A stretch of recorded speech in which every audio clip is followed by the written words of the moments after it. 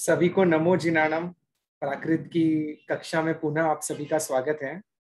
हमारा जो टाइम हमें गुरुजी ने पढ़ाई के लिए दिया था, डेफिनेटली मुझे आशा है कि सबने पढ़ाई की होगी और जो जो क्वेश्चंस रहेंगे वो भी उन्होंने नोट डाउन करके रखे होंगे।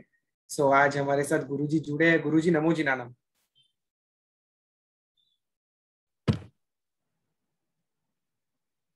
गुरुजी हाँ, नमो नमो जिनानम। जिनानम।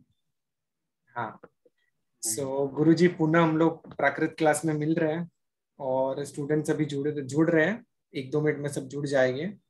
सो हम आज के सेशन को प्रारंभ कर सकते हैं। सो हम चाहते हैं गुरुजी आज मंगलाचरण आप ही फरमाइए, अगर आप। अच्छा हाँ हाँ। अच्छा अच्छा, चलो यस अच्छी यस। बात। जी गुरुजी।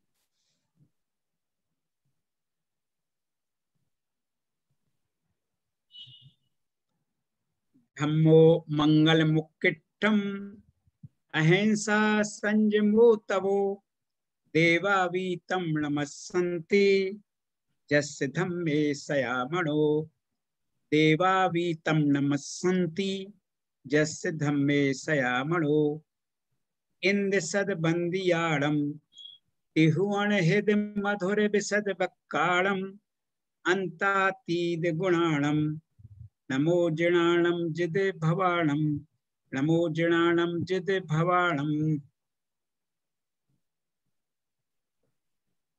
जी गुरुजी।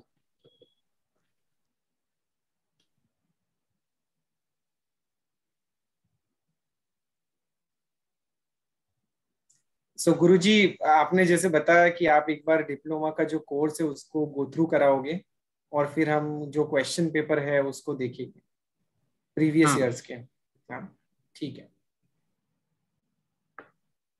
ये सभी लोग के पास पुस्तक है और आप भी शेयर करेंगे क्या नील भाई? जी जी गुरुजी, मैं शेयर कर लेता हूँ। अच्छा अच्छा, पूरी पुस्तक है आपके पास ना? हाँ, पूरी पुस्तक है गुरुजी। हाँ, तो थोड़ा जिनके पास नहीं है तो वो जी। हम्म।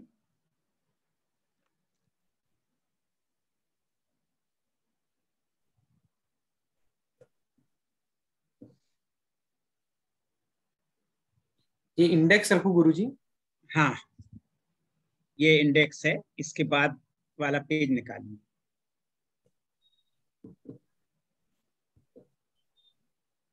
हाँ, और निकालिए बाहर।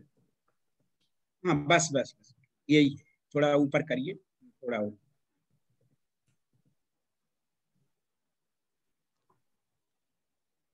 आप सभी के लिए नमो जिणानम। बहुत दिनों बाद आप लोगों से मिल पा रहे हैं और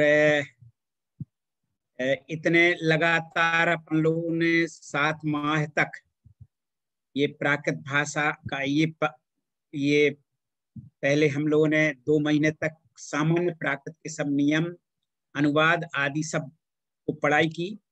उसके बाद में सर्टिफिकेट कोर्स किया, वो पूरा किया। और फिर उसके बाद में हम लोगों ने अपना जिसकी अपन लोग सबको परीक्षा देना है आप लोगों को, वो डिप्लोमा का कोर्स भी किया। और सभी लोगों को चूंकि सर्टिफिकेट कोर्स और पहले जो हम लोगों ने अपन लोगों ने जो प्राकृत का अध्ययन किया है, भाषा का, अनुवाद का, विभक्तियों का, कारक का, ये सब चीजें जो, और रूप का, कैसे इसके रूप चलते हैं, इस तरह से जो हम लोगों ने इन सब को देखा और पढ़ाई की, तो इससे एक परिपूर्णता आ जाती है। यानी प्राकृत के अध्ययन में पूर्णता कैसे आए, ये इस मैंने इसलिए हमने ये सोचा कि हम केवल कोर्स कोर्स ना पढ़ाएं, बल्कि प्रारंभ में सबको उसका स्वरूप और क्या है, और ये सब पढ़ाने के बाद जब हम लोगों ने सर्टिफिकेट कोर्स और ये पढ़ा, डिप्लोमा कोर्स, तो इसमें सरलता आई। और इससे ये सरलता भी आई, और साथ ही साथ लोगों को ये नहीं लगा कि हम कोई नई भाषा पढ़ रहे हैं, क्योंकि कोर्स पढ़ लेने से, ये सामान्य हम लोगों के प्राकृत के नियम और सब चीजें, अनुवाद वगैरह पढ़ लेने से आगे पढ़ाई में बहुत सहूलियत होती है, और हुई भी है आप लोगों को, जैसे हम जब पढ़ाते थे। दूसरी बात, हम लोगों ने जो सर्टिफिकेट कोर्स किया और फिर अब जो डिप्लोमा कोर्स किया, इसके अनेक पाठों में जो लेसन्स थे उनमें बहुत समानता थी। तो हम लोगों को सर्टिफिकेट कोर्स करने में दिक्कत नहीं, जब कर लिया तो डिप्लोमा कोर्स करने में भी विशेष परेशानी हम लोगों को नहीं हुई। और अब हम केवल इस, जैसे कि मैंने एक सूचना भी आप लोगों को दी थी कि इससे जो आप लोगों को डिप्लोमा का कोर्स है, ये 2 पेपरों में, 2 प्रश्न पत्रों में विभक्त है। आप लोगों को 2 प्रश्न पत्र देना है 1.5 घंटे के, और वो ये आप लोगों ने देखा होगा कि जो 2 भागों में जब विभक्त है, तो उसमें ये प्राकृत भाषा का स्वरूप, व्यापकता और महत्व है। और इसके बाद में ये है फिर इसका फिर प्राकृत साहित्य का, यानी प्राकृत के भेद प्रभेद, और आगम साहित्य का इतिहास, प्राकृत साहित्य का परिचय, कवि कौन है, ग्रंथ कौन है, और इसके काव्य कितने हैं, महाकाव्य कितने हैं, कथा साहित्य क्या है, ये सब हम लोगों ने इस सब में पढ़ लिया। और फिर दूसरे पेपर में भी इसी तरह की बात आ जाती है। आराम सोहा कहा भी हम लोगों को समय आ गए। फिर इसके बाद में फिर दूसरी चीजें, अनेक चीजें, प्राकृत का अनुवाद, व्याकरण जिसे कहते हैं, व्याकरण दूसरे पेपर में अधिक है। तो ये देखने के बाद अब हम एक बार आप लोगों के सामने केवल आप लोग केवल एक बार देखते जाइए, और हम एक एक पृष्ठ को बताएंगे कि इसमें आप लोग क्या क्या पढ़ चुके हैं। अपन लोग जल्दी जल्दी करके फिर अपने प्रश्न पत्रों पर आएंगे, क्योंकि इसके पीछे जो डिप्लोमा आप लोग के कोर्स की जो पुस्तक है आप लोगों के पास, इसके पीछे दोनों प्रश्न पत्र 2019 और 20 के छपे हुए हैं, तो उनको भी अपन देखेंगे।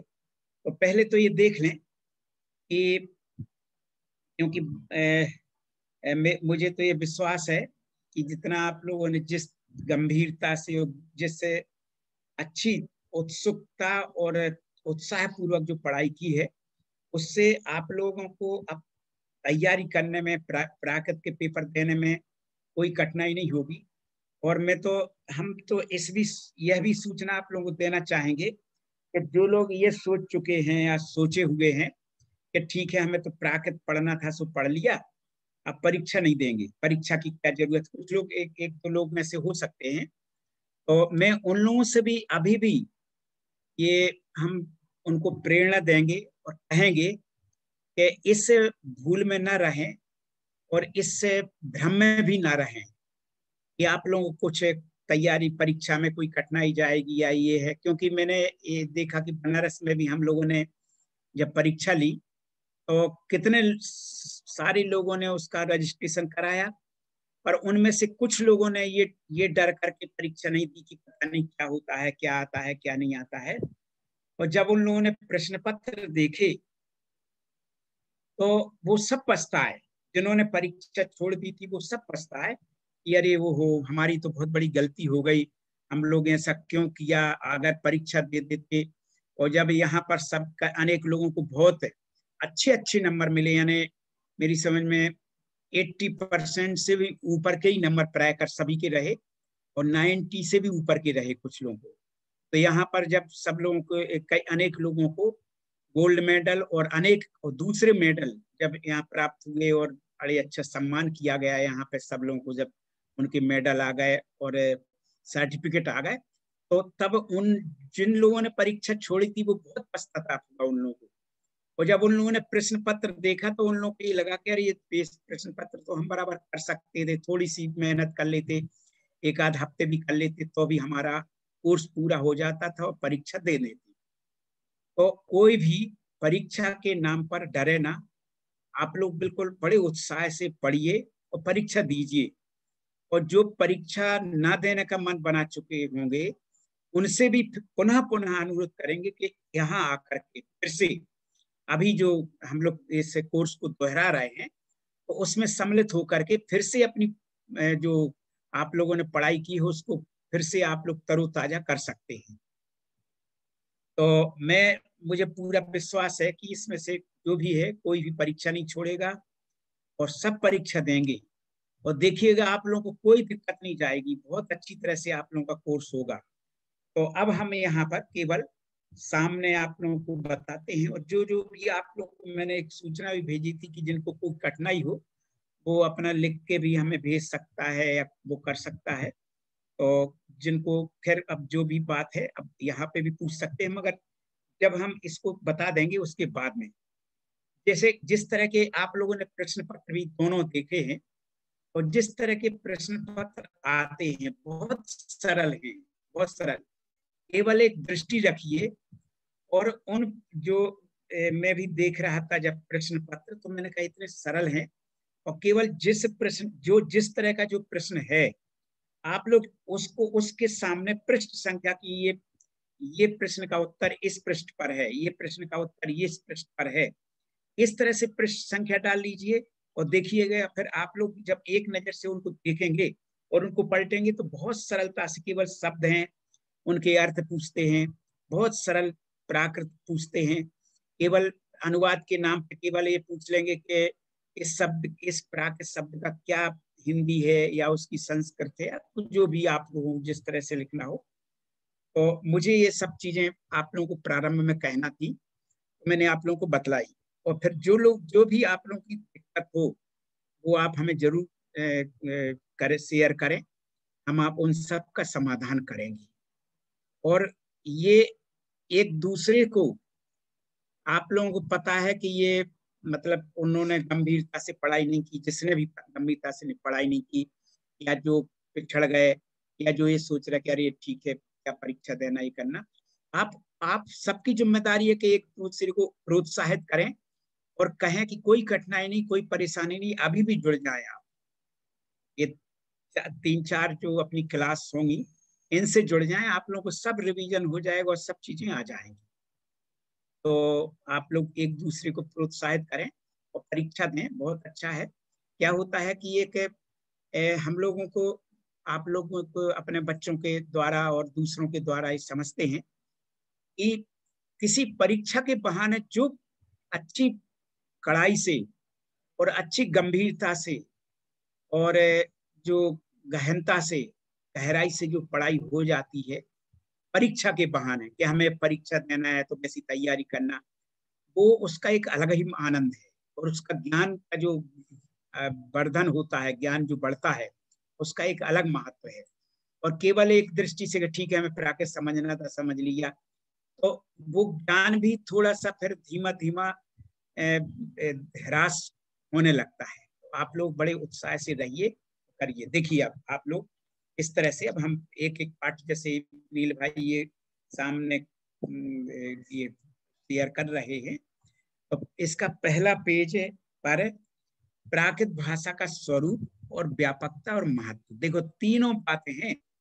प्राकृत भाषा का स्वरूप क्या है, उसकी कितनी व्यापकता है, यानी कितना प्रसार है उसका, कहाँ फैलाव है, कितनी इसकी कहाँ कहाँ पर प्राप्त होती है और क्या इसका फिर महत्व है, ये सब चीजें इसमें पूरी चीज तरह से बतलाई है। तो पहले तो क्या होता है, जो जो मेरी समझ में, कोई आप लोगों में से कुछ लोग ये भी जानते होंगे कि जो लिंग्विस्टिक यानी भाषा विज्ञान कहलाता है, जिसे भाषा विज्ञान, देखो हर चीज की एक विज्ञान है। जैसे आप लोग पढ़ते हैं बॉटनी है या फिजिक्स है या केमिस्ट्री है, तो ये सब आपको विज्ञान के स्वरूप हैं। तो भाषा का भी एक बहुत बड़ा विज्ञान है। तो उस भाषा विज्ञान के अंतर्गत जिसको लिंग्विस्टिक कहते हैं, शायद हाँ, और भी एक आध शब्द और मिलता है। तो उसके अनुसार आप लोग देखेंगे कि ये जो प्राकृत भाषा का स्थान कहाँ पर है। तो आप लिंग्विस्टिक यानी भाषा विज्ञान की जब कहीं पुस्तकें पलटेंगे या देखेंगे, तो एक आर्य भाषा परिवार, भारतीय आर्य भाषा परिवार एक बहुत बड़ा, जिसके अंतर्गत लगभग सैकड़ों भाषाएं हैं। तो ये प्राकृत भाषा भी इसी बहुत बड़ी चीज है, मतलब है बहुत बड़ा क्षेत्र है भारतीय आर्य भाषा परिवार। तो उसकी एक प्राकृत भाषा भी उसी परिवार की एक आर्य भाषा है। और जिसे भाषाविद माने होता है लिंग्विस्टिक को, मतलब भाषा वैज्ञानिक, उसे प्राकृत एवं वैदिक भाषा में ध्वनि तत्व एवं विकास की क्रिया की दृष्टि से कई समानताएं परिलक्षित होती हैं। यानी जब उन लोगों ने प्राकृत भाषा और जो वैदिक भाषा है, देखो संस्कृत भाषा दो तरह की है। एक लौकिक संस्कृत, यानी जो जो दूसरे शास्त्रों में आई हुई प्राकृत भाषा है, संस्कृत भाषा है, जैसे जिसमें कालिदास ने लिखा है, भवभूति ने लिखा है, और जिन्होंने ये ग्रंथ लिखे हैं वो, या जो प्रचलन में है वो लौकिक संस्कृत है। और एक होती है वैदिक संस्कृत। यानी देखो वेद भी प्राकृत संस्कृत भाषा में है, मगर इस संस्कृत जो बाद में जो विकसित हुई संस्कृत, इससे अलग है वो संस्कृत भाषा जो वैदिक है, वैदिक भाषा है। तो वैदिक भाषा में जो वेदों की भाषा है वो है यद्यपि संस्कृत, मगर इस संस्कृत से थोड़ी भिन्न है। बहुत सी चीजें मिलती हैं, मगर फिर भी कहीं कहीं पर ऐसी भिन्नता है कि जो इस संस्कृत से के अनुसार ढलती नहीं है। तो अब आपको इसमें ये बतलाया गया है, ये जो भाषा वैज्ञानिकों ने जब प्राकृत भाषा का अध्ययन किया तो उन्होंने उसका कई भाषाओं से कंपैरेटिव स्टडी की, यानी तुलनात्मक अध्ययन किया। तो उन्होंने देखा सर्व प्राचीन भाषा जो इस समय उपलब्ध है, यानी सर्व प्राचीन साहित्य वेद हैं इस समय उपलब्ध, यद्यपि उनसे भी प्राचीन आगम हो सकते हैं, मगर उपलब्ध बाद में हुए हैं। उनको संकलित, जैसे जैन आगम है, प्राकृत के आगम है, वो भगवान महावीर की वाणी है, मगर वो संकलित बाद में हुए। मगर वेद उनके पहले से भी परंपरा से चल रहे थे और लिपिबद्ध भी हो गए। तो वेदों की जो वेद हैं साहित्य के रूप में उपलब्ध सबसे प्राचीन साहित्य है, कहलाता है। तो जब भाषा वैज्ञानिकों ने दोनों का अध्ययन किया, प्राकृत भाषा और वैदिक संस्कृत का, यानी वेदों में जो संस्कृत है, तो बहुत से शब्द प्राकृत के उस वेदों में मिल गए और जिनकी संस्कृत नहीं हो सकती है, यानी बाद के संस्कृत भाषा में वो शब्द नहीं आए, बहुत से शब्द मिल गए। और ऐसे शब्द उनको देखे जो देसी शब्द थे, यानी जो लोक भाषा में लोक में प्रचलित थे, वो शब्द वेदों में मिल गए। तो वैदिक संस्कृत और प्राकृत में बहुत से समान तत्व हैं। देखो इसमें लिखा हुआ भी है, अब मैं उसको केवल पढ़ दूं तो आप लोगों को स्पष्ट हो जाएगा जितना मैंने समझाया है। आप लोगों में से कोई पढ़ेगा क्या? ये पहला पैराग्राफ केवल आप लोग पढ़ेंगे तो और अच्छा लगेगा। नील भाई आप किसी से पढ़वाइए। जी जी जी, हाँ प्रमीला जी आप पढ़िए, अनम्यूट करके। नमो जनाम गुरु जी। हाँ नमो जनाम। प्राकृत भारतीय आर्य भाषा। प्राकृत भारतीय आर्य भाषा परिवार की एक आर्य भाषा है। भाषाविदों ने प्राकृत एवं वैदिक भाषा में ध्वनि तत्व एवं विकास प्रक्रिया की दृष्टि से कई समानताएं परिलक्षित की हैं। अतः ज्ञात होता है कि वैदिक भाषा और प्राकृत के विकसित होने का कोई एक लौकिक समान धरातल रहा है।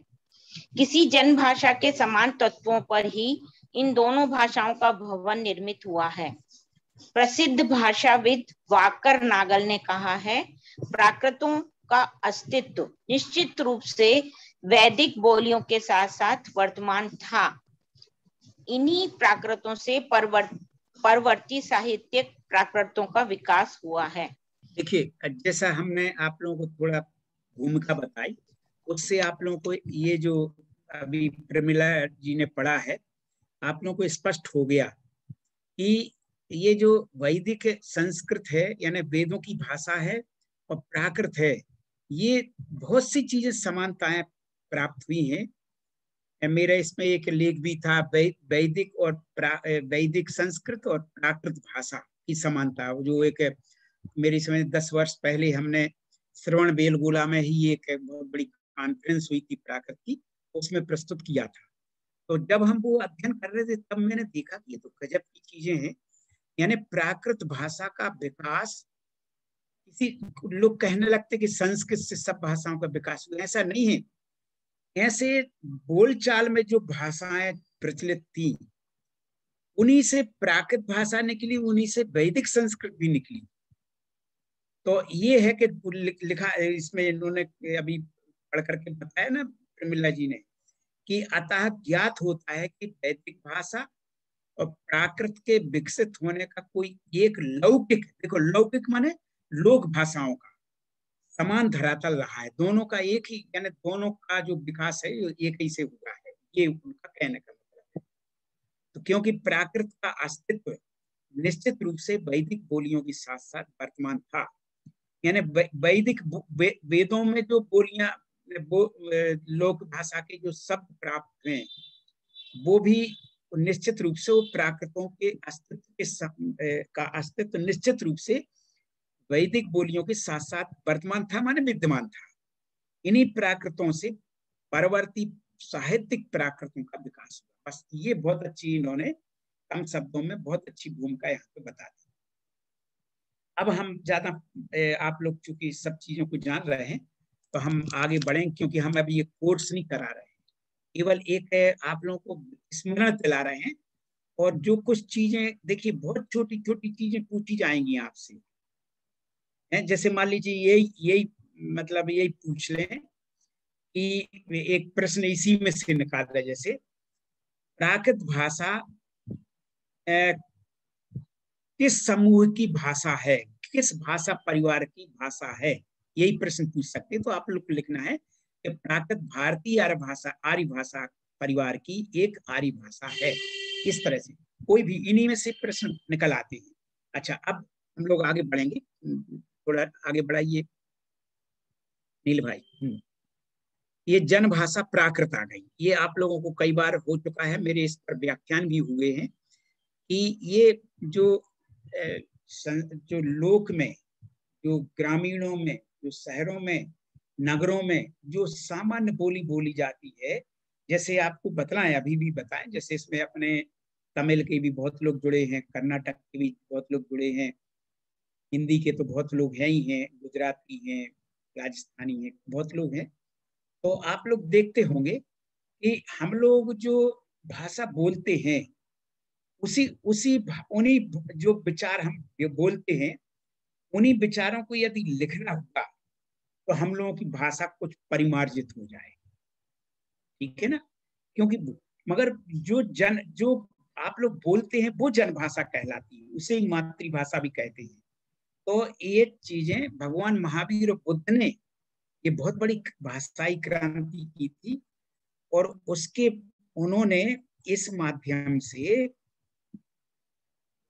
उन्होंने संस्कृत में नहीं अपने उपदेश दिए, बल्कि उन्होंने सोचा कि हमें अगर जन जन तक, क्योंकि संस्कृत तो कुछ अभिजात वर्ग के लोग ही ज्यादा समझते थे, जनसाधारण तो जन बोली समझता था, मातृभाषा उनकी जनभाषा थी, लोक बोली थी, लोक भाषाएं थी। तो उन्होंने उसी भाषा में ही अपने, जैसे भगवान महावीर ने प्राकृत में और भगवान बुद्ध ने पाली भी एक प्रकार पाली में उपदेश दी।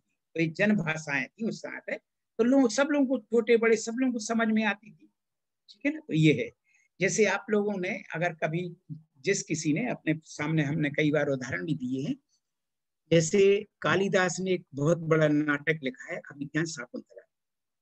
अब उसमें वहीं पे जो शकुंतला है या जो अन्य स्त्रियां हैं या और दूसरे पात्र हैं, विदूषक हैं, वो प्राकृत भाषा में बोल रहे हैं।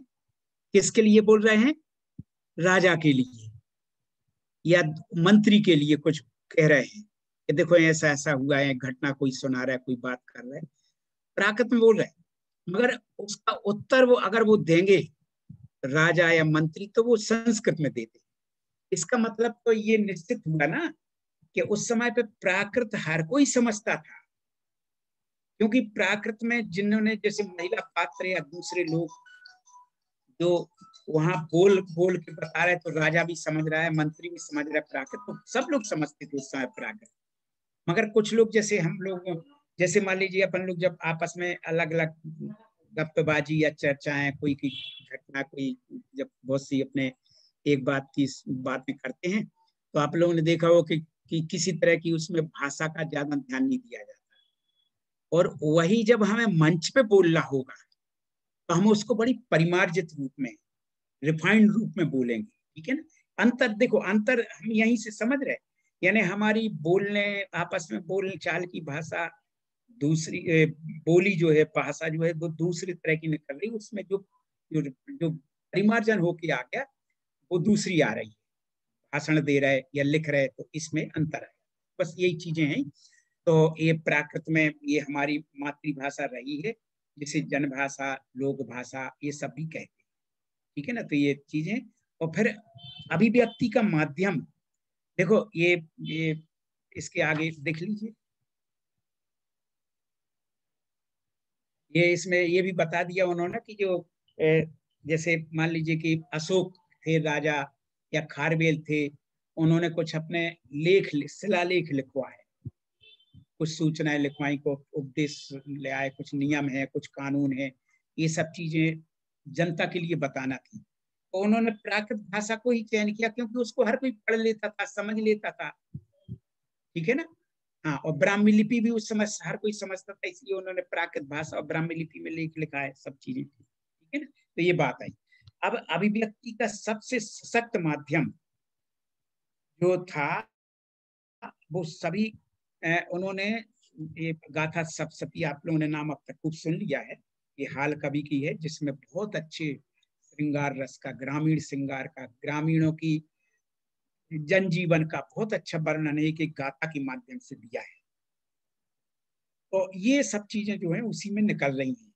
तो ये अभिव्यक्ति का सशक्त माध्यम प्राकृत भाषा हमेशा से रही है, क्योंकि जब संस्कृत में बहुत बड़े बड़े कवि हुए हैं, जिन्होंने लक्षण लिखे कि छंद, छंदों का, छंद में जैसे कई आप लोगों ने नाम सुना होगा, बसंत तिल का छंद, यानी छंद अलग अलग तरह के होते ना, अपन पढ़, जैसे अपन बसंत तिल का छंद है, तो जैसे अपन महावीर स्वामी नयन पथगामी भवती, ये करते हैं ना, तो ये बसंत तिल का छंद है। तो ये छंद अलग अलग है, तो अलग अलग छंद होने से इन सब के जो उदाहरण दिए, या रस का अभिधा क्या है, लक्षणा क्या है, या हमें कोई श्रृंगार रस का हमने, इन कवियों ने बता दिया संस्कृत में, मगर उनके उदाहरण उन्होंने प्राकृत के दे दिए, कहने को, क्योंकि उनको वो चीजें संस्कृत में नहीं मिल पाई जो ये कहना चाहती थी, उसको उदाहरण, तो उन्होंने वहां पे उदाहरण संस्कृत के, प्राकृत के रख दिए। इस तरह से ये अभिव्यक्ति का बहुत बड़ा माध्यम था, और इनमें काव्यात्मक सौंदर्य भी प्राकृत भाषा में है। आप पढ़ेंगे कभी कभी, आप लोग कभी गाथा सप्तशती आप लोगों को कहीं मिल जाए लाइब्रेरी में, तो उसकी एक एक चीज को देखिए, एक एक गाथा का अर्थ देखिए, कितना अच्छा वर्णन, कितना अच्छा सौंदर्य, श्रृंगार रस का भी बहुत बढ़िया, और विरह का बहुत बड़ा वर्णन जो उन्होंने किया है। और जैसे जैसे एक मतलब बतलाएं आपको, फिर यहाँ पे अभी बतलाने का समय नहीं है, कभी मौका लग गया तो बताएंगे वो चीज। अच्छा, अब वैदिक भाषा और प्राकृत, ये दूसरे पेज पर है। देखो, काव्यात्मक सौंदर्य हो गया, नेक्स्ट पेज ले लीजिए।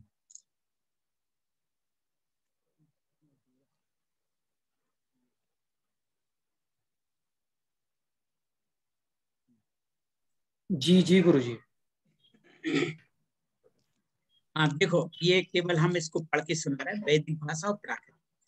प्राकृत भाषा के व्याकरण संबंधी नियम स्वतंत्र आधार को लिए हुए हैं, तथा जन भाषा में प्रयोगों की बहुलता को भी उसने सुरक्षित रखा। यानी प्राकृत भाषा में केवल एक भाषा ही मात्र नहीं है, इसमें उन्होंने जन भाषा, जो लोक भाषा थी, लोक बोली थे, उनके उनके तत्वों को भी उसमें सुरक्षित किया गया इस प्राकृत भाषा में। प्राकृत ने अपने इन्हीं तत्वों के अनुरूप कुछ ऐसे नियम निश्चित कर लिए जिनसे वह किसी भी भाषा के शब्दों को प्राकृत रूप देकर अपने में सम्मिलित कर सकती है। देखो प्राकृत की एक विशेषता है, आप लोगों को बता दें, जैसे अंग्रेजी है, अंग्रेजी भाषा है, तो हम स्पेलिंग अलग कर रहे हैं, उसका उच्चारण दूसरे तरह का हो रहा है। वहीं पीयूटी पुट हो जाता है, बीयूटी पट कहते हैं। मतलब देखिए, यानी वो यूज दोनों जगह आया, मगर यहाँ पे बट कह दिया, यहाँ पे पुट कह दिया। तो ये क्या है, ये यानी जो जो सब, मगर जो जो स्पेलिंग है उसके अनुसार उच्चारण नहीं है अंग्रेजी में और कुछ दूसरी विदेशी भाषाओं में।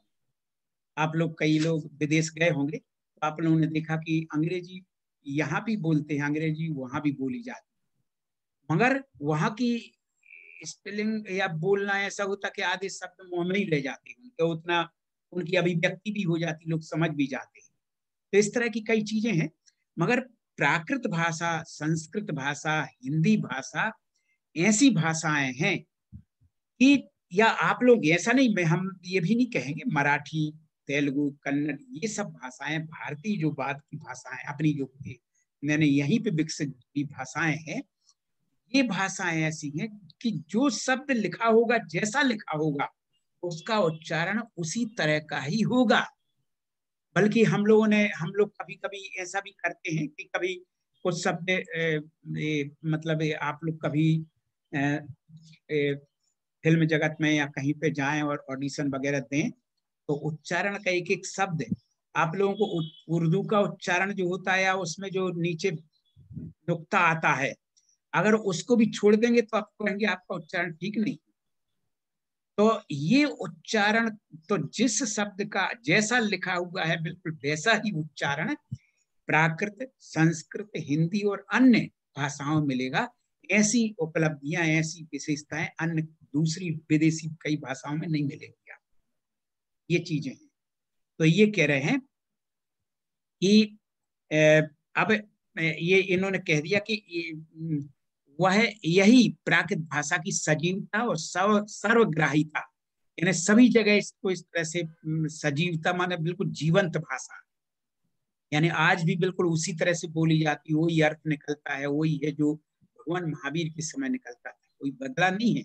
अभी तो हम आगम का अर्थ आज लगा लेते हैं, नहीं तो आज हम उसका अर्थ भी नहीं लगा पाते क्या लिखा है। जैसे सिंधु घाटी की सभ्यता में जो मिले हैं हमें लिपियां, या जो शब्द लिखे हुए मिले हैं, या हड़प्पा की, या और भी मोहनजोदड़ो की, या मतलब ये सब जो मिले हैं हमें, वहाँ की लिपि आज तक नहीं पढ़ पाए लोग, क्या था उनमें, क्या है। अनेक सैकड़ों लोगों ने पढ़ लिया, मगर सबने अपन अपना अलग ढंग से किया, सही क्या है आज तक किसी को ज्ञात नहीं हो पाया है, ठीक है ना। तो ये, मगर प्राकृत भाषा जैसी पहले लिखी जाती थी, भगवान महावीर ने बोली, वही आज तक है।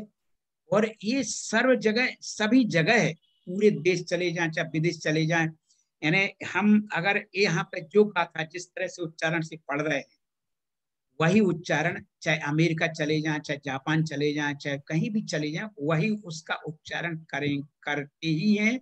और अगर गलत, अगर दूसरे ढंग से करते तो गलत माना जाता है, ठीक है ना। तो ये सर्वग्राहिता है, ठीक है। अब आप लोग ये सब देख चुके हैं। ये प्रश्न भी इस तरह का आता है आगे, प्राकृत, प्रमुख प्राकृत भाषाएं और भेद प्रभेद। तो ये आ जाता है कभी कभी कि पिछली इसमें प्रश्न में आया भी है, भाषा प्रयोग और काल की दृष्टि से प्राकृत के कितने भेद हैं। तो यही आपको लिखना है, समझना है कि आदि युग, मध्य युग और अपभ्रंश युग, ठीक है ना। अब आदि युग में कहाँ कहाँ किस तरह से है, तो इसमें भी थोड़ी आगे बढ़ाइए, इसमें कितने प्रकार की प्राकृतें आती हैं। देखिए आर्ष प्राकृत। अब आर्ष प्राकृत क्या है, आप लोगों को एक मिनट बता दें, केवल पढ़ लें तो उससे अच्छा रहेगा। आगमों की इस आर्ष प्राकृत को पाली और अर्धमागधी प्राकृत नाम से जाना जाता है। अतः रचना की दृष्टि से पाली, यानी पाली माने बुद्धों की जो त्रिपिटक है, बुद्ध भगवान ने जो उपदेश दिए पाली, और अर्धमागधी माने भगवान महावीर ने जो उपदेश दिए। आदि आगमिक प्राकृत को शिलालेखी प्राकृत से प्राचीन स्वीकार किया जा सकता है, क्योंकि प्राकृत तो जो भगवान महावीर ने बोली, तो जो जो अपने ध्वनि करी उसके जो वचन निकले, तो बाद में ना शिलालेख लिखेगा तो उनकी शिलालेखी प्राकृत का दूसरा रूप हो गया, बाद की प्राकृत है। इस प्राचीनता और दो महापुरुषों मतलब भगवान महावीर और बुद्ध द्वारा प्रयोग किए जाने की दृष्टि से आगमों की भाषा को आर्ष प्राकृत कहना उचित है। क्योंकि एक बात आपको बता दें, आर्ष प्राकृत का एक और नियम है कि जो आगमों में लिखा है, अगर वो व्याकरण की दृष्टि से सही नहीं भी है तो भी वो उसको आर्ष प्राकृत मान करके, आर्ष प्राकृत है मान करके उसको सही माना जाता है। वो कहें कि नहीं इस तरह का प्रयोग तो गलत है व्याकरण की दृष्टि से, प्राकृत व्याकरण की दृष्टि, नहीं वो आर्ष प्राकृत है इसलिए वो सही है। यानी ऋषि भाषित माने जो महापुरुषों के द्वारा जो भाषा कही गई है उसे आर्ष प्राकृत कह देते हैं, ठीक है ना। अब इसी तरह से पाली हमने बता ही दिया कि पाली इस तरह की है। तो ये सब जो है आदि युग के अंतर्गत आती है आर्ष प्राकृत। तो आर्ष प्राकृत में पाली भी आ जाएगी, अर्धमागधी भी आ जाएगी, सौरसेनी भी आ जाएगी। ये तीन। अब आपको प्रश्न भी हो सकता है कि आर्ष प्राकृत के अंतर्गत कौन सी तीन प्राकृतें हैं, तो आप लोग लिखना पाली, अर्धमागधी और सौरसेनी। तो आप लोगों को ये सब चीजें तो सब पता चल गई है। अब इसके बाद आती शिलालेखी प्राकृत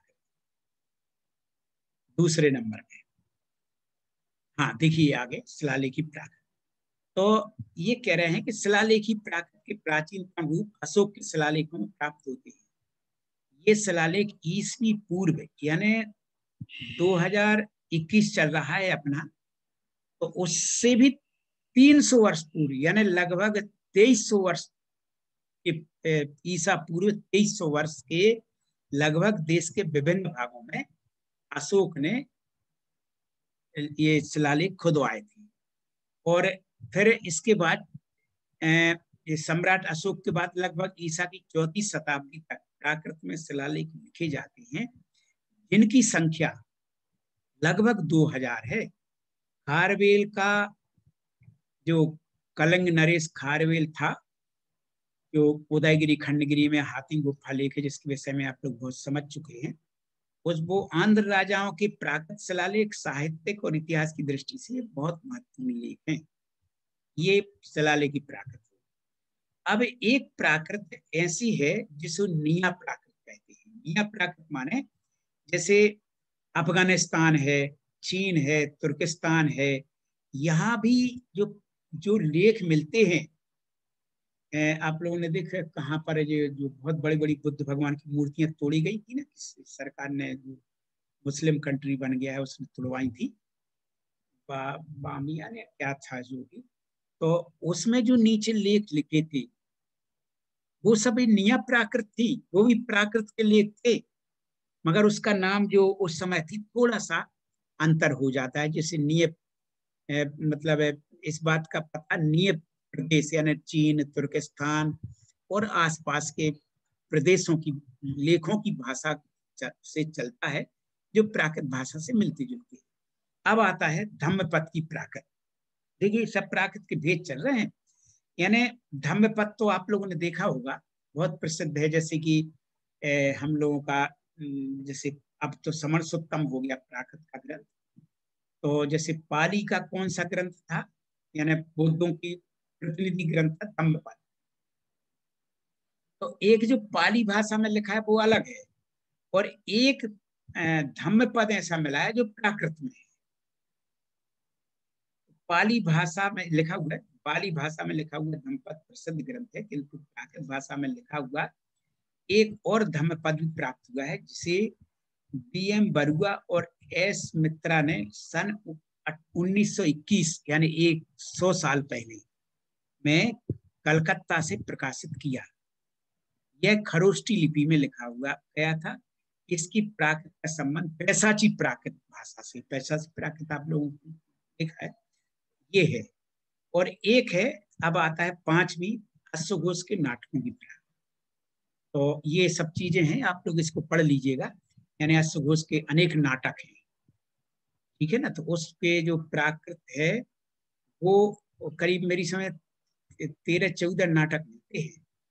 तो उन्होंने अनेक प्राकृतों का प्रयोग किया है और वो प्राचीनता की दृष्टि से काफी प्राकृत है, प्राचीन प्राकृत। अर्धमागधी, सौर सैनी और मागधी प्राकृत की विशेषताएं नाटकों में प्राप्त हुई। इसके बाद मध्ययुग दूसरा आता है, काल की दृष्टि से मध्ययुग आता है। बारिश हो रही क्या? अच्छा, तो ये मध्ययुग आ गया। तो ये थोड़ा सा आपको ध्यान रखना है कुछ चीजों को। आप लोग डायरी में परीक्षा की दृष्टि से कुछ पॉइंट नोट कर लीजिए। जैसे मध्ययुग है तो ईसा की 2री से 6ठी शताब्दी तक प्राकृत का प्रयोग निरंतर बढ़ता जा रहा था। इसे प्राकृत भाषा और साहित्य का समृद्ध युग कहा गया है। तो जीवन के विभिन्न क्षेत्रों में इस समय प्राकृत का प्रयोग होने लगा था। महाकवि भास ने अपने नाटकों में प्राकृत को प्रमुख स्थान दिया, कालिदास ने भी दिया, शूद्रक ने भी जो मृच्छकटिकम नाटक लिखा उन सब में प्रयोग। ठीक है, ये तो हो गया। आप लोग केवल यहाँ पर थोड़ा सा वो याद दिला है। अब आ जाते हैं, हाँ थोड़ा बढ़ाइए। महाराष्ट्री प्राकृत है, ये मध्ययुग की प्राकृत कर रही है, ठीक है ना। तो मध्ययुग की प्राकृत में ये महाराष्ट्री प्राकृत भी है।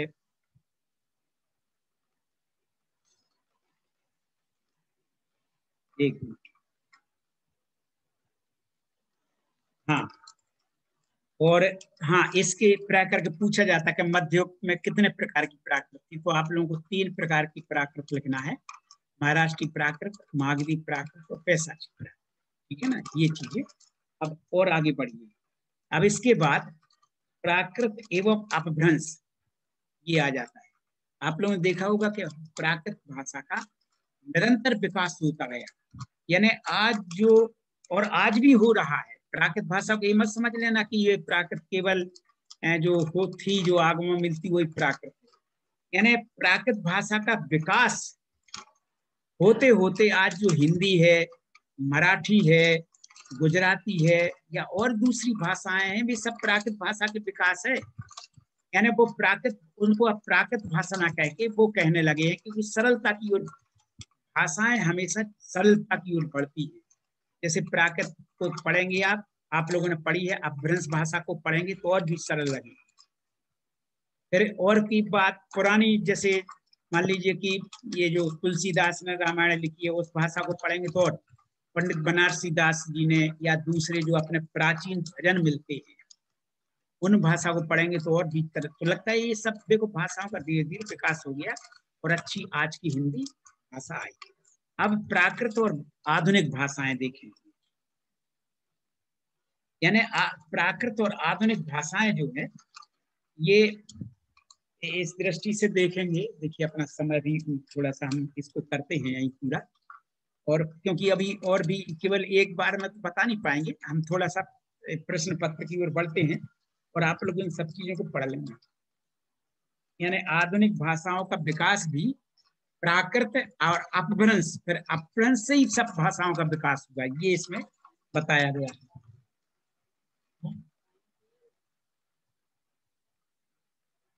अच्छा, अब देख लीजिए ये प्राकृत साहित्य का परिचय, आगम साहित्य। आप लोगों को कोई भी देखिए, आप लोग इतना जरूर ध्यान रखिए कि आज जो अपने 12 अंग आगम हैं, आचारांग, सूत्रकृतांग, समवायांग, स्थानांग, ये सब जो है बिल्कुल ये याद रख लीजिए। केवल परीक्षा की दृष्टि से नहीं, अपने जीवन में बराबर काम आते हैं। कभी भी कहीं अपन को बताना हुआ कि देखो आचारांग ये, सूत्रकृतांग ये, देखिए जो 11 अंगों के नाम, 12 अंगों के नाम आ रहा है प्रश्न व्याकरण। अब ये भी पूछ सकते कि उपासक दशांग कौन से अंग है, अंग आगम है, तो आप 8वां नंबर कह सकते हैं। ये सब 12वां अंग दृष्टिवाद, ये हो गया। और देखिए इतना ही नहीं है, आप लोग तो और भी जानते होंगे, तो संक्षेप में हम लोगों को बताना था सो यहाँ पे कह दिया। और आप लोगों ने देखा होगा पूर्व 14 पूर्व हैं थे हमारे, और भी कई कितना यानी कितने 44 आगम ग्रंथ और कितने कितने अलग अलग परंपरा के लोग अलग अलग संख्या में आगमों को मानते हैं। उसमें अंग, उपांग और ये मतलब प्रकीर्णक आदि अनेक चीजें आ जाती हैं। अब देखिए, अब आते हैं ये 12 अंक तो हो गए, इनमें क्या वर्णन है वो आप लोग एक बार देख लीजिएगा। बहुत इतनी चीजें नहीं पूछी जाएंगी, बहुत केवल पॉइंट पॉइंट और नाम नाम ही पूछे जाएंगे। और मगर आप लोगों को पढ़ना जरूर है, कभी कभी पूछ सकते हैं कि बतलाइए उत्तराध्ययन में क्या विषय है, उत्तराध्ययन का क्या विषय है, या उत्तराध्ययन। अच्छा, आप लोग तो जानते होंगे उत्तराध्ययन के लेखक कौन है? उत्तराध्ययन के लेखक कौन है, कोई बताएगा? हाँ, आप हैंड रेज कर सकते हो जिससे भी आंसर देना है। उत्तराध्ययन सूत्र के लेखक कौन है?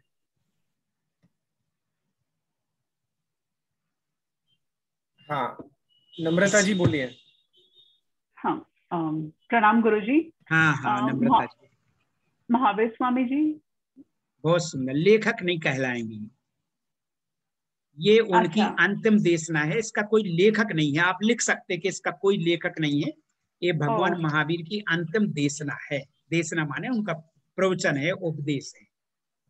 तो मैंने तो जानबूझ के पूछा है। संकलित के तो फिर संकलित ये का जो सूत्र फॉर्म में किसने लिखा? नहीं नहीं नहीं नहीं, ये नहीं आएगा, ये लेखक नहीं कहलाएगा। जैसे मान लीजिए हम कुछ चीजों को इकट्ठा कर दें तो हम लेखक नहीं मानेंगे, ठीक है ना? हाँ, तो कोई लेखक नहीं होता है, इनका भगवान महावीर की अंतिम देशना को संकलित किया गया। हाँ, तो वो संकलित किसने किया?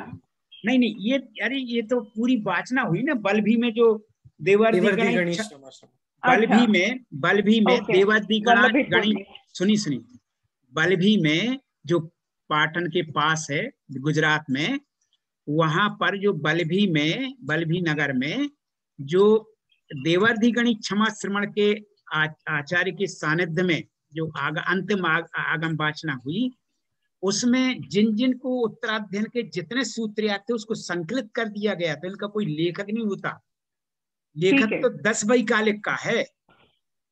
ठीक है, 10 वैकालिक के स्वयंभव आचार्य स्वयंभव, इसके 10 वैकालिक के लेखक हैं, उत्तराध्ययन का कोई लेखक नहीं है, ठीक है ना? ठीक है। हाँ, ये मैंने जानबूझ के इसलिए पूछा कि आप लोगों को वो पॉइंट मतलब ध्यान में रहे कि ये उत्तराध्ययन का लेखक कोई नहीं है, ठीक है ना? हाँ ठीक।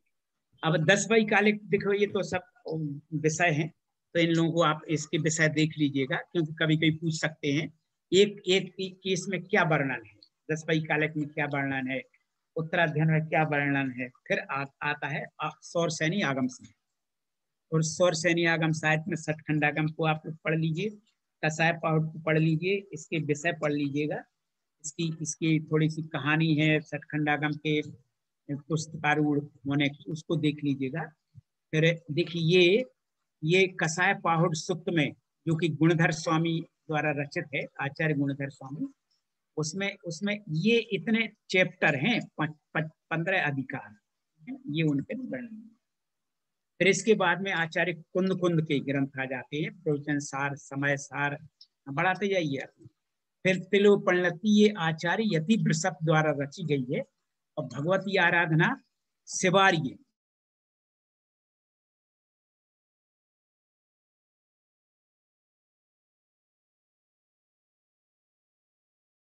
शायद गुरुजी का network, just wait for a moment. किसी को भी तब तक कोई प्रश्न है तो प्रश्न लिख सकते हैं, अभी हम लोग प्रश्न आंसर की ओर ही आगे बढ़ेंगे ये चैप्टर के बाद।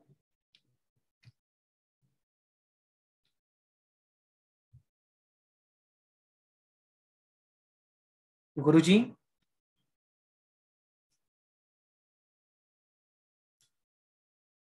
ओके, गुरुजी जुड़े गए।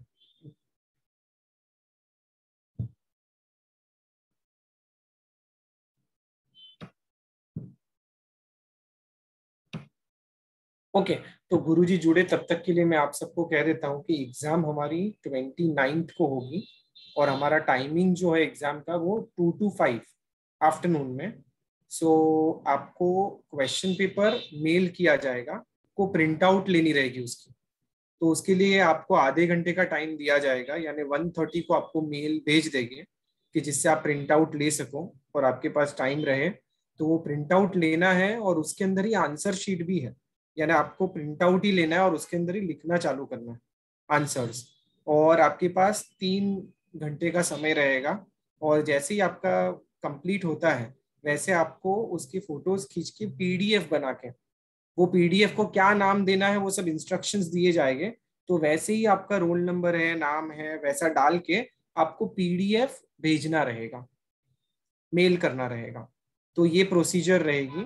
तो ये आपको स्टेप्स इसके जो है वो मैं भेज दूंगा आपको नेक्स्ट वीक तक। हमारी ये क्लासेस चलते रहेगी, नेक्स्ट वीक में भी फ्राइडे सैटरडे संडे रहेगी, 3 दिन। नेक्स्ट वीक में फ्राइडे सैटरडे संडे 4 o'clock को रहेगी। और इसी तरह हम लोग जो भी डाउट्स है वो गुरुजी को पूछेंगे और हमारे डाउट्स सॉल्व कराएंगे। तो किसी को कोई प्रश्न है एग्जाम रिलेटेड तो आप हैंड रेज कर सकते हैं, गुरुजी जुड़े तब तक। किसी को कोई प्रश्न है तो आप हैंड रेज कर सकते हैं। जी नीता जी। अशोक के शिलालेख, नहीं वो प्रश्न नहीं, exam related as of now. Exam related ही है। हाँ बोलिए। अशोक के शिलालेख कौन सी लैंग्वेज में लिखे गए हैं? क्योंकि पहले ब्राह्मी भी आई थी ना, तो ब्राह्मी में भी था और प्राकृत में, तो दोनों में से कौन सा आंसर आएगा? तो अभी शिलालेखी प्राकृत करके आया ना, अशोक की शिलालेख, शिलालेखी प्राकृत। हाँ, ये आप गुरुजी को पूछिए, मींस गुरुजी अच्छा। आपको बेटर इसके आंसर देंगे। मेरा ये कहना था कि आपको एग्जाम का जो पेपर लिखना है वगैरह वगैरह उस संबंधी कोई भी आपको डाउट्स है तो आप पूछ सकते हैं। अच्छा। हाँ, डॉक्टर शोभा जी आपको कोई डाउट है? Thank you, Neil bhai. Can we write the answers in English? हाँ, you can, means if you can write it in Hindi that would be great because answer will be really short, and if you can't then you can write it in English. Because my grammar is very up the pole. I'll write kaki ku and all, and it might turn out to be a wrong answer though. No problem. You can write it in English. Yeah, thank you. Yeah. या प्रमिला जी। जय जिनेन्द्र भैया, ये पूछ रहे थे कि 29 को 1 बजे करीब हम लोगों को पेपर मिलेगा, ये जिसको प्रिंट आउट में निकालना रहेगा। यस, 1:30 को आपको मेल आ जाएगा। अच्छा, और फिर उसके बाद में 2 बजे से पेपर रहेगा? यस, 2 बजे से 5 बजे तक। हाँ, और आपको 15 मिनट एक्सेस मिलेगी। डेफिनेटली आपका पेपर तो जल्दी कंप्लीट हो जाएगा। It will not take 3 hours, but 5:15 तक आपको उसका पीडीएफ बना के भेज देना है। अच्छा। और ये जो हम लोगों को एक थोड़ी सी ये आराम सोहा कथा जो है उसका संक्षिप्त सार इसमें क्वेश्चन में आता है ज्यादातर, तो उसको चलिए गुरुजी से पूछेंगे। नहीं, लेकिन हम गुरुजी को कह देंगे तो एक क्लास में गुरुजी ले लेंगे। इसमें एक ही साल का पेपर हम लोगों को दिया। एक बार आप कह रहे थे कि 1 साल का पेपर और दिया जाएगा, तो वो आपको हम लोगों को अवेलेबल कराएंगे? कौन सी साल का पेपर है ये आप इस बार तो 1920 का दिया हुआ है बुक में। तो ठीक है, मैं 2021 का चेक कर लेता हूँ उनके, अगर अवेलेबल है तो वो करवा देता हूँ, नहीं तो उसके प्रीवियस ईयर का अवेलेबल है तो वो करवा देता हूँ। पिछली बार हम लोगों ने गुरुजी को बोल करके मंगवाए थे, 2 साल के हो गए थे, तो काफी रिलीफ हम लोगों को हो गई थी। ठीक है, मैं चेक कर लेता हूँ। ठीक है, थैंक यू। यस। या दीपचंद जी आपको कोई प्रश्न है? सर मैं ये पूछना चाह रहा था कि पेपर का फॉर्मेट एज इट इज रहेगा जैसा लास्ट में दिया हुआ है, जैसा कि ऑप्शन सही गलत और मल्टीपल है, 1 लाइन कोई आंसर है और फिर निबंधात्मक है, एज इट इज रहेगा ये सर? हाँ, अभी तो एज इट इज ही रहेगा, यानी जो बताया हुआ है, कोई चेंजेस फॉर्मेट में बताए नहीं उनकी ओर से, तो इसी तरह रहेगा जैसा है। ठीक है।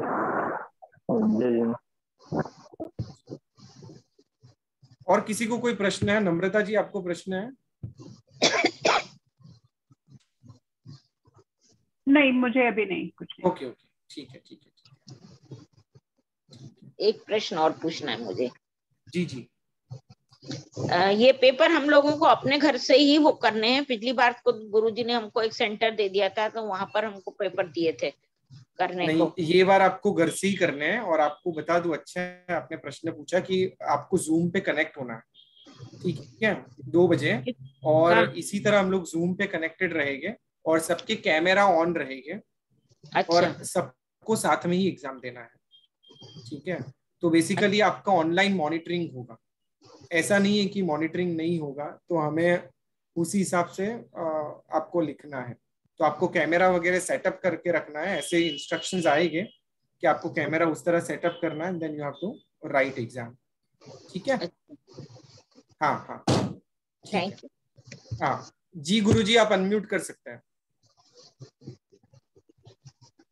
अरे वो फोन से जुड़ा था ना, तो नेट पे इस समय गड़बड़ कर रहा है। तो ये आप सभी लोग प्राकृत साहित्य को पढ़ लीजिएगा, इन सबके ग्रंथों के नाम, इनके लेखक, ये आप लोग डायरी में सब इतना इतना सूचना रखिए, इनका समय क्या है, ग्रंथ का नाम क्या है, फिर उसके लेखक कौन है, उनका समय क्या है। उसमें एक लाइन में बता विषय क्या है, जैसे पौंचरियम है, तो ये पौंचरियम में रामचंद्र का जीवन चरित्र वर्णित है। इस तरह के आप लोग एक एक लाइन में, एक एक दो दो लाइनों में इस तरह का परिचय लिख लीजिए आप लोग। फिर इसके बाद में जब आप लोग सब साहित्य का परिचय देख लें, समझ ले, इसके बाद में आराम सोहा कहा। तो आराम सोहा कहा में आप लोग सब पढ़ चुके हैं और मेरी समझ सब दोहरा भी चुके होंगे, कोई दिक्कत नहीं हो रही होगी ये, क्योंकि इतनी इसको कई बड़ी गंभीरता से पढ़ा है और कुछ एक दो तीन पैराग्राफ रह गए थे इसके, तो इसको हम आगे कभी करा देंगे एक क्योंकि इसमें पूरा एक पीरियड जाएगा, पूरा 1 घंटा लगेगा इन सबको करने में। मगर आप लोग इसकी एक बार हिंदी पढ़ के आएंगे तो सरलता रहेगी हमें बतलाने में, ठीक है ना। एक बार हिंदी में कोशिश करके आइए, क्योंकि मैंने देखा है कि जो आराम सोहा कहा में जो 20 पेज पर जो 27वां पैराग्राफ है, ये इसका एक शब्द परीक्षा में पूछा गया था पिछली बार, हालाहल मीसियाणम, ये पूछा गया था। ये हालाहल मिश्रित, ये इसका अर्थ है, तो इसका क्या अर्थ है इसका पूछा गया था। तो ये इनमें भी कोई शब्द इस तरह का पूछ सकते, तो हम इसको एक दिन आप लोग थोड़ा सा खुद मतलब पढ़ करके, हिंदी समझ करके, प्राकृत से हिंदी करके एक बार आएंगे तो हम फिर जल्दी जल्दी में एक पीरियड में करा देंगे आपको, जिससे ये न रहे कि हमने इसको पूरा नहीं पढ़ा, ठीक है ना। ये कर लीजिएगा। अच्छा, इसके बाद आराम सोहा आप लोग कहा हो गई। इसके बाद में आप लोग देखते होंगे कि इसमें फिर आया है 28 पेज पर प्राकृत के प्रमुख दार्शनिक कौन कौन से हुए हैं। तो अर्धमार्गी आगम में जैसे 10 वैकालिक के कर्ता जो स्वयंभाव हैं, देवर्षि गणित क्षमा श्रवण जो वाचनाकार थे, जिन्होंने सारे आगमों का संकलन किया, आचार्य सिद्धसेन दिवाकर जिन्होंने सन्मति तर्क प्रकरण लिखा है, भद्रबाहु निरुक्तियां जिन्होंने लिखी, आवश्यक आदि निरुक्तियां भद्रबाहु स्वामी ने लिखी हैं। फिर जिनभद्र गणित क्षमा श्रवण, जिनका विशेष आवश्यक भाष्य बहुत प्रसिद्ध, बड़ा दार्शनिक ग्रंथ है और ज्ञान मीमांसा की दृष्टि से बहुत बड़ा है। और हरिभद्राचार्य का नाम सभी ने सुना है, हेमचंद्राचार्य का नाम सभी सुना है, सभी लोगों ने सुना है। आप लोगों को शायद नील भाई, आप लोगों को भी पता होगा कि गुजरात शायद कौन सा गुजरात कहलाता है, गुजरात के 2 भाग है ना, सौराष्ट्र नहीं, एक जो पाटन वगैरह आता है, कौन सा, पूर्वी गुजरात नहीं, उत्तरी गुजरात शायद। हाँ, उत्तरी गुजरात, नॉर्थ गुजरात, उत्तरी गुजरात कहलाता ना। हाँ, तो आप लोग बता दें, जिनको कई अनेक लोगों को पता भी होगा कि उत्तर गुजरात में मैं गया भी हूँ, उससे एक आचार्य हेमचंद्राचार्य के नाम से विश्वविद्यालय, यूनिवर्सिटी है सरकार की तरफ से, गुजरात सरकार की तरफ से, हेमचंद्राचार्य गुजरात उत्तर गुजरात विश्वविद्यालय, ये उसका नाम, ठीक है ना। तो ये हेमचंद्राचार्य जैसे इतने बड़े आचार्य हुए हैं और जिन्होंने एक रिकॉर्ड किया है शास्त्र लेख, हर विषय में इन्होंने ग्रंथ लिखे। हरिभद्राचार्य और हेमचंद्राचार्य 2 ऐसे आचार्य हैं जिन्होंने प्राय करके हर विषय पे ग्रंथ लिखे, तो इनके नाम पर यूनिवर्सिटी है। पर मैं एक बार वहां गया था, वहां पर एक कार्यक्रम था, मुझे भी बुलाया गया था उसमें, तो मैं गया था। तो उसमें मुझे देख करके एक हेमचंद्राचार्य दिवस मनाते हैं वो लोग, उसमें मगर कुछ नहीं है उसमें। प्राकृत डिपार्टमेंट था एक, उसकी कुछ पोस्ट थी संस्कृत में ही, प्राकृत मतलब प्राकृत पढ़ाई जाती थी संस्कृत डिपार्टमेंट में। तो वो जो प्राकृत की पोस्ट थी वो भी अब उन्होंने संस्कृत में कन्वर्ट करके प्राकृत को खत्म कर दिया। वहां पर आप लोगों को थोड़ा सा उसमें ध्यान देना चाहिए जो गुजरात से जुड़े हैं, और सरकार को लिखना चाहिए कि ऐसा क्यों किया। हेमचंद्राचार्य के नाम पे यूनिवर्सिटी है और प्राकृत और जैन दर्शन न जहां पर पढ़ाया जाए, तो क्या काम का है ऐसी यूनिवर्सिटी, किस काम की? ये थोड़ा आप लोगों को ध्यान रखना चाहिए। तो ये आप लोग आचार्यों का और उनकी कृतियों का आप लोग इस तरह डायरी में नोट्स बना लें, जैसे पुष्पदन भूतबली ने क्या लिखा है, आचार्य कौन से ग्रंथ हैं, किस समय के हैं, यति वृषभ के क्या है, भट्टकेर के क्या है, इस तरह से ये सब आप लोग देख लीजिएगा। अब आगे बढ़िए, 32 पेज पर देखिए, आप लोग पलटते जाइए, नील भाई भले न कर सके, कोई बात नहीं है। गुरुजी 32वें पेज पे जाना है, यानी कथा को कंप्लीट। हाँ ठीक है। ये सब आराम सोहा कहा तो सब लोग पढ़ चुके ना, और कुछ चीजें बची है इसमें हम बता देंगे बाद में। जी गुरुजी। हाँ, और ये ग्रंथ ये देखो ये हाँ बस ये जो आचार्यों के नाम आए और उनकी कृतियां और इनका समय, ये भी आप लोग बराबर नोट कर लीजिएगा। अब जैन धर्म के प्रमुख सिद्धांत, तो ये आप लोग जैन धर्म का स्वरूप, प्राचीनता, निर्ग्रंथ धर्म, श्रमण धर्म, आरहत धर्म, फिर जैन धर्म, ये 4 रूपों में मिलता है इसका। फिर इसके प्रमुख सिद्धांत अनेकानवाद, त्यागवाद, अहिंसा, अपरिग्रहवाद, अवतारवाद का निषेध किया है। फिर जैन परंपरा के प्रमुख महापुरुष, इसमें देखिए जैसे आप लोग जानते हैं तीर्थंकर हैं 24, उनके गणधर हैं, और पुलकर तीर्थंकर भगवान महावीर का परिचय दिया गया है इसमें। फिर आते हैं 34 पृष्ठ पर, तो ये सच्चे देव शास्त्र गुरु का क्या स्वरूप है, क्या सही सच्चे देव शास्त्र गुरु कौन होते हैं, उसका 34 पेज पर बतलाया गया है ये क्या है, तो आप लोग देख लीजिएगा। और फिर पूरे जैन साहित्य को, चाहे वो संस्कृत का हो, प्राकृत का हो, अपभ्रंश का हो, ये 4 अनुयोगों में विभाजित किया गया है, प्रथमानुयोग, करणानुयोग, चरणानुयोग, द्रव्यानुयोग। और द्रव्यानुयोग के सिद्धांत ग्रंथ देखो, सिद्धांत ग्रंथ, न्याय ग्रंथ, भावना ग्रंथ यानी आध्यात्म के ध्यान, ये अलग द्रव्यानुयोग के शास्त्रों को ये विभाजित किया गया है, तो ये भी आप लोग देख लीजिएगा, ये चीज बताई है। अब नमोकार मंत्र, अब हमें इसको बताने की जरूरत नहीं है, 5 परमेष्ठी को ही अब नमन किया गया है इसमें, उनका स्वरूप भी बतलाया गया है। अब आती है इसके बाद 36 पेज पर द्रव्य, गुण एवं पर्याय, बस अपना हो रहा है समय। तो द्रव्य का स्वरूप आप समझ लीजिएगा, 7 तत्वों को सब लोग जानते हैं, उनका स्वरूप देख लीजिएगा। और फिर इसके बाद में आत्मा के भेद आ जाते हैं, बहिरात्मा, अंतरात्मा और परमात्मा, ये सब। और आश्रव तत्व, मिथ्या, तवरति, प्रमाद, कसाय, योग, आश्रव के भी भेद हैं। फिर परिसय, द्रव्य सम्मर, परिसय, अनुप्रेक्षाएं, फिर मोक्ष मार्ग यानी रत्नत्रय, सम्यक दर्शन, सम्यक ज्ञान, सम्यक चारित्र, इनका स्वरूप बताया। सम्यक चारित्र के अंतर्गत श्रावकाचार और मुनियों के आचार, इनका विवेचन किया गया है। इनको भी आप लोग देख लीजिएगा, पढ़ना है आप लोगों को।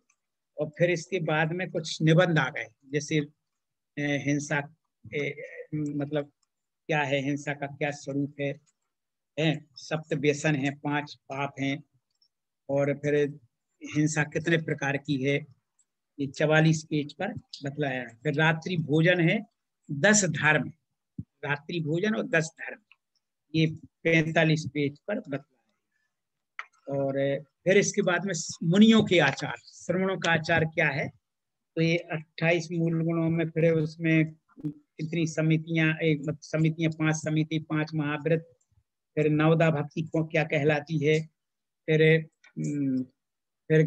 ये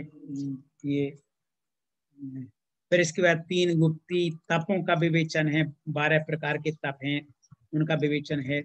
और फिर इसके बाद में कर्म सिद्धांत, 48 पेज पर है। 8 प्रकार के कर्म सभी जानते हैं, ज्ञान वर्ण दर्शन वर्ण आदि। और फिर उसका उपकर्षण अपकर्षण, देखिए इस तरह से चीजों का यहाँ पर तो केवल इन शब्दों के अर्थ समझना है। सब लोग तो इसका विवेचन भी सब जानते होंगे। अब फिर इसके बाद प्रमुख कला और जैन कला के प्रमुख स्मारक, इसको आप लोग देख लीजिएगा। एक कर्नाटक है, श्रवण बेलगोल है, आबू है और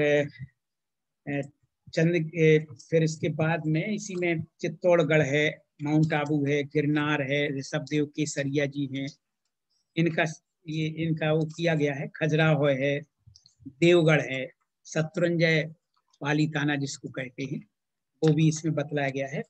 बस ये अपना 55 पेज तक का कोर्स आज पूरा हो गया। अब प्रश्न पत्र समझाने का समय तो नहीं है, हम कोशिश करेंगे, क्योंकि अब आ गई अपनी व्याकरण, ठीक है ना। जो दूसरा पत्र, प्रथम पत्र पूरा हो गया, ध्यान रखिएगा। द्वितीय पत्र में व्याकरण, ये सब चीजें, गिरनार की अभिलेख देखिए दिखा है, प्राकृत व्याकरण, शिलालेख। गुरुजी वो शायद हम लोग बाद में कर सकते हैं ना, अभी हम लोग वापस शुक्रवार शनिवार को मिलेंगे, तो अभी किसी के प्रश्न है वो ले सकते हैं। अच्छा, वो भी लेना है अभी। हाँ मीन्स अच्छा, अभी दूसरे पार्ट का बाद में रिवाइज कर लेते। ठीक है। हाँ, तो किसी के कोई प्रश्न है तो थोड़ा ले लेते हैं। ठीक है गुरुजी? हाँ ठीक है, दे दी। हाँ, साध्वी जी आप पूछ सकते हैं। हाँ सर, मुझे ये पूछना था कि जैसे इसके अंदर अंग सूत्रों का लिखा हुआ है, एक एक का वर्णन, तो उसमें जैसे 7वां 8वां हो गया, तो वो क्रम से नहीं लिखे हुए। जैसे आप इसमें एक प्रश्न आया था प्रश्न पत्र में कि उपासक दशांग कौन सा अंग है, तो वो वैसे तो वो 7वां है, इसके अंदर वो 8वें क्रम पर है, तो हम क्या लिखें? जो इसमें है वो लिखें या जो सही है वो लिखें? जो सही है वो लिखिए। ठीक है जी। ठीक है ना जी धन्यवाद। क्योंकि इसमें मैंने प्रश्न पत्र देखे हैं, इसमें कुछ गाथाएं हैं, तो एक गाथाएं मैंने सुधराई थी आप लोगों को, मगर इसमें वो भी जहाँ की तहाँ दे दी, जो कहीं गलत शब्द आए थे वो जहाँ के तहाँ दे दी, उन्होंने सुधारे जी, है ना, मगर अपन को सुधरे हुए रूप लेना है। हाँ, और क्या पूछ, प्रमिला जी भी कुछ पूछ रही है। हाँ प्रमिला जी पूछिए। दीपचंद आप प्रश्न पूछ सकते हो पहले, फिर मैं उनको। गुरु जी। हाँ बोलिए दीपचंद। सर प्रथम प्रश्न पत्र में ये प्रश्न है कि आराम सोहा कथा का संक्षिप्त सार लिखिए। इसमें सर हम लोगों को कथा, आराम सोहा कथा का संक्षिप्त सार लिखने के लिए प्रश्न आया है। ये सब जो हम लोगों को पुस्तक में दिया हुआ है ये आधा है, तो हम लोग इतना लिख सकते हैं, ये इतना पर्याप्त है? नहीं, जितना आपके कोर्स में है उसी के अंतर्गत उसी का सार लिखना है। ठीक है ना। ठीक है। आपको पूरी कथा दी नहीं है, पता नहीं है, तो आप क्यों जब लिखेंगे? आपके पास जितना है उतना ही उसी का सारांश लिखना है। ठीक है सर, ठीक है। हाँ नीता जी आप प्रश्न पूछ सकते हैं। नीता जी, नीता पारिक। ओके, रेनू जी आप प्रश्न पूछिए। इसको आप बंद कर सकते हैं, जो इसमें आप जो शेयर कर रहे हैं ना पुस्तक का। हाँ रेनू जी आप प्रश्न।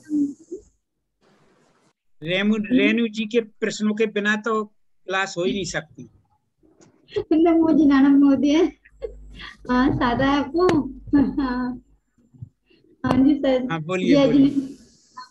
सर ये आराम है ना कथा, बहुत अच्छी है। आराम कथा है ना, बहुत अच्छी है, और हमें ना पूरी पढ़ना चाहते हैं, तो कैसे करें? ये उसमें शुरू में भूमिका में दिया हुआ है किस ग्रंथ के किस टीका का है, उसको देख लीजिए, सो आपको पूरी मिल जाएगी। टीका मतलब उसमें होगी? अरे लाइब्रेरी आराम सोहा कहा की भूमिका पढ़िए ना आप, देखो क्या दिया हुआ, कहाँ से ली गई। देखो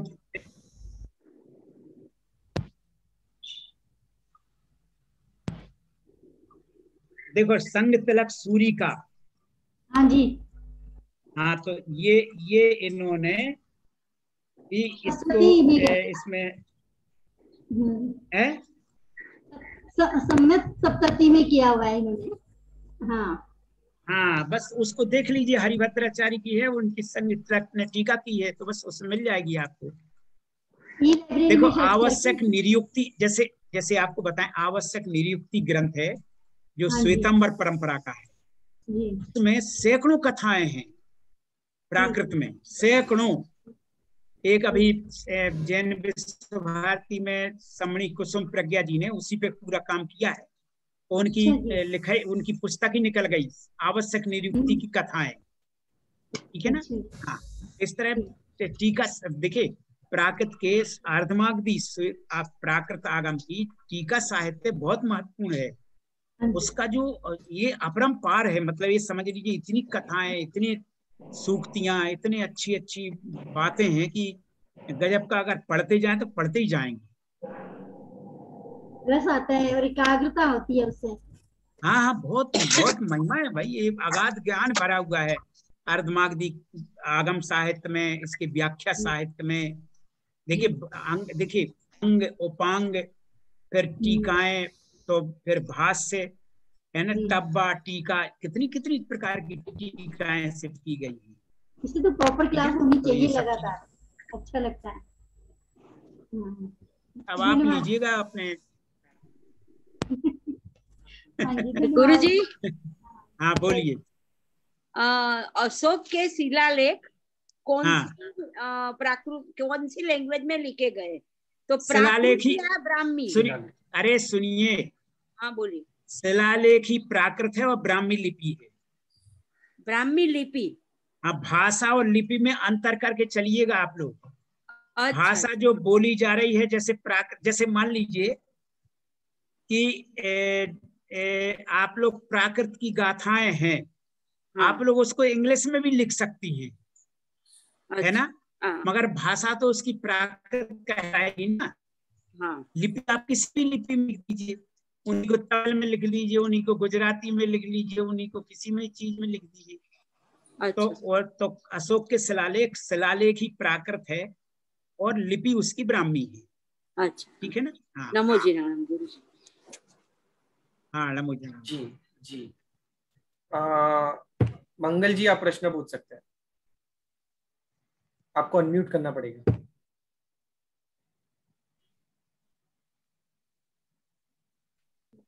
नमो जनानम गुरुजी, मुझे एक बात पूछनी थी कि पिछले साल का जो क्वेश्चन पेपर हमारे पास में है, उसमें जैन धर्म का स्वरूप और प्राचीनता पे तो कोई क्वेश्चन ही नहीं है।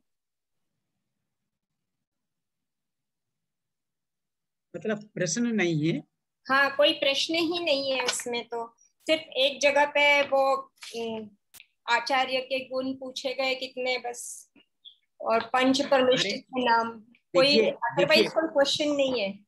सुनिए सुनिए, सिलेबस तो बहुत बड़ा होता है, कोई जरूरी नहीं रहता कि प्रश्न उसमें से जरूरी दाएं।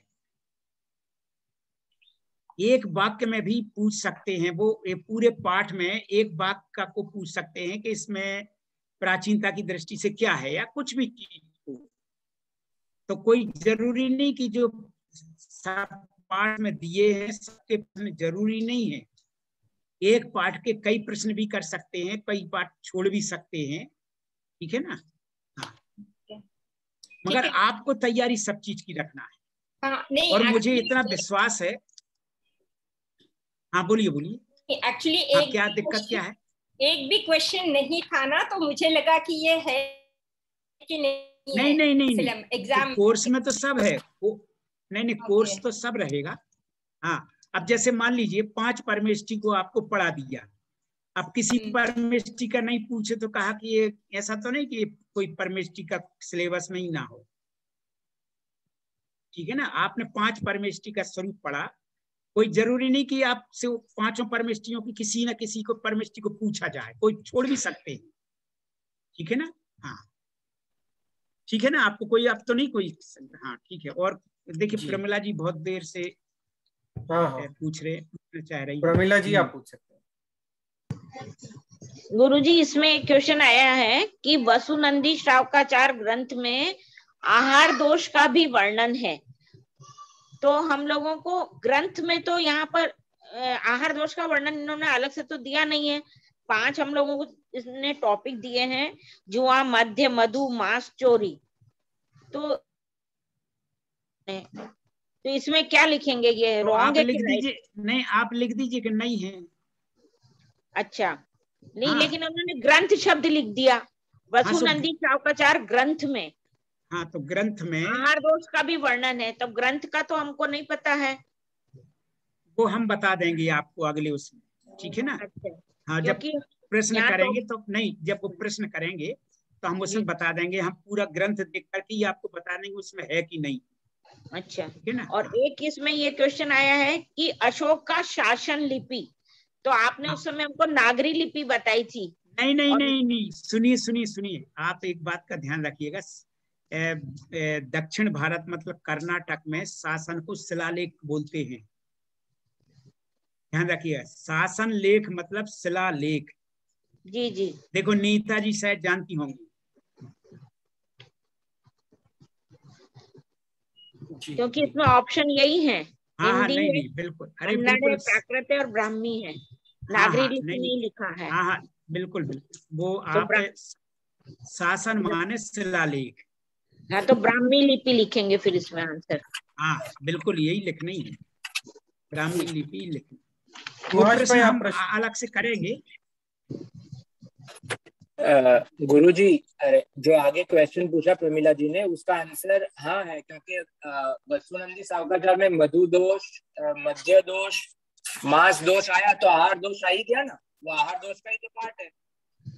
सप्त व्यसन जो है वो आहार दोष नहीं, उनका सुनिए उनका सुनिए, ऐसा है आपका कहना बिल्कुल, आप तो बड़ी जल्दी बात को पकड़ते भी हैं अच्छी तरह से। आपने ठीक बात कही, पर क्या है आहार के अलग दोष हैं,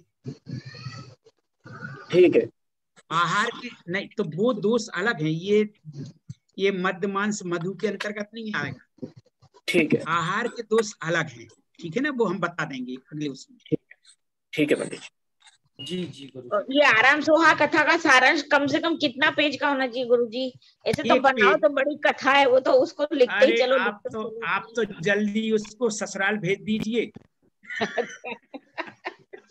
तो आपका समाधान जल्दी हो जाएगा।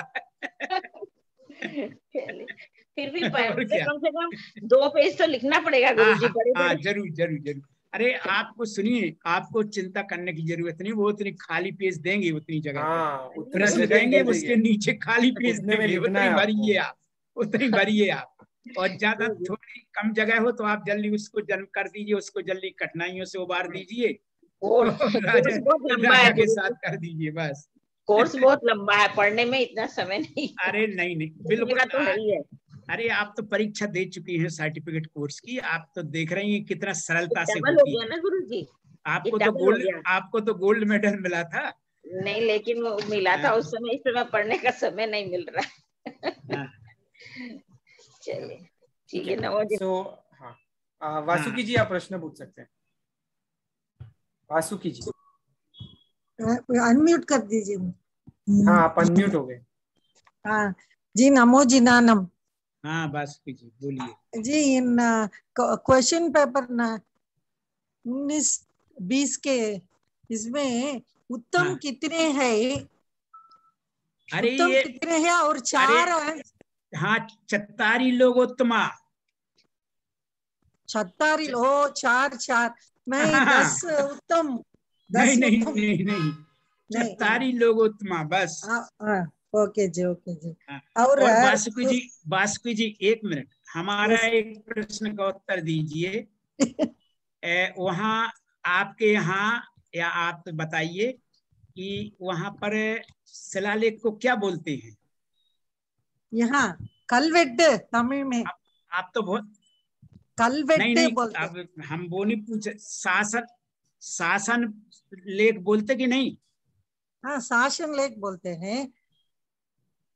हाँ, शासन लेख नहीं बोलते यहाँ, इंस्क्रिप्शन का इंग्लिश में। आपके यहाँ नहीं बोलते? अरे मैं भूल गया, आप तो तमिलनाडु में हैं, हम तो कर्नाटक की बात कर रहे थे। मैं तमिलनाडु में कलवेट्टे वगैरह में बोलते हैं।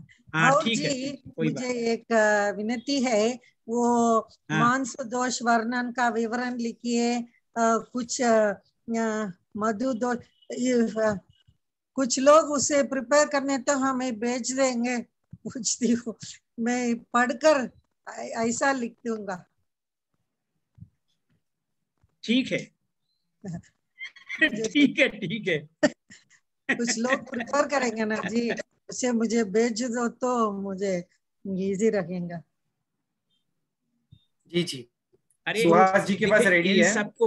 हाँ इन सबको अरे सुनिए तो, इन सबको पढ़ के जो लिखेंगे से लिखेंगे। आप तो दुनिया में देख भी तो रहे इनके क्या दोष है, उनको भी लिख दीजिएगा कुछ। जिन्हें शासन सूत्र का सारांश लिखिए, ऐसा है जी। मैं अच्छी तरह मिस्टेक के बिना मैं लिख सकना, इसलिए पूछती हूँ। नहीं, आप जो लिखेंगी वो सही होगा। हिंदी बहुत इंग्लिश में ही, मैं और शोभा इंग्लिश में। आप सुनिए नहीं ऐसा है, जो जैसे नीता जी हैं या आप लोग मतलब दो चार ऐसे हैं, प्रमिला जी, इतने सब उत्साह से आप लोग करना पड़ेगा। आप अरे प्रमिला जी तो बहुत तेजी से लिखती है। जैसे आप सब लोग हैं ना, कुछ लोग जो सोचते हैं कि अरे हम लिख पाएंगे कि नहीं लिख पाएंगे, उनके लिए नील भाई अतिरिक्त समय दे देंगे कुछ। 3 घंटे की जगह पे 3.5 घंटे दे देंगे। जी ठीक है ना? जी जी हाँ ठीक है जी। सो गुरुजी, यहाँ आज सभी प्रश्न खत्म होते हैं। हम अगले शुक्रवार को वापस मिलेंगे, शुक्र शनि रवि। तो तब तक के लिए किसी को भी कोई डाउट्स है तो आप रेडी रखना और पढ़ाई करते रहना। और जो नहीं सुनिए, और जो नहीं जुड़े हैं, आप लोगों को पता हो, सब जुड़ करके यहाँ जो तैयारी होगी, यहाँ सब तैयारी हो जाएगी और सब लोग परीक्षा भी देंगे। ध्यान रखिएगा, कोई भी मतलब सभी लोग उत्साह बनाए रखें, एक दूसरे को भी बनाए। जिनके रजिस्ट्रेशन है सब परीक्षा देंगे। ठीक है ठीक है। नमो नाम। इसी के साथ हम आज की कक्षा को विराम देते हैं। जगत के सभी जीवों का कल्याण हो, जगत के सभी जीवों का मंगल हो, जगत के सभी जीव हमारे मित्र है, कोई भी हमारा वैरी नहीं, इस भावना के साथ प्रार्थना। अणु परमाणु शिव बनि जाओ, अखा विश्व मंगल खाओ, सर्वे जीवो मोक्ष जाओ। कामेमि सर्व जीवे सर्वे जीवा कमंतु में मित्ति में सब भूवेस्तु वैरम वज्जन केने सर्वथा सौ सुखीथा हो, पापना कोई आचरो, राग द्वेषति मुक्त बनीने समता सौ समाचरो। सभी को नमो जिनानम। गुरुजी नमो जिनानम। नमो जिनानम।